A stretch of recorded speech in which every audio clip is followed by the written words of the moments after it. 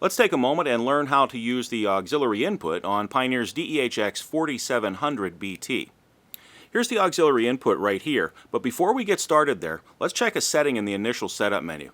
I'm going to press and hold the source button for a couple of seconds here till the head unit turns off. Then I'm going to touch in on the volume control, and we're going to go to our system menu and press enter.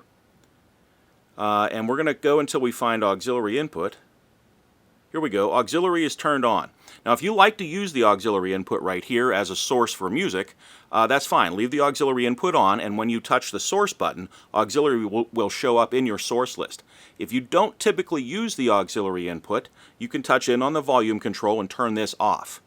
Or if you don't see it in the source menu, come back to this menu and switch it back on. Alright, once we're done with that, we're going to just press the band button to escape.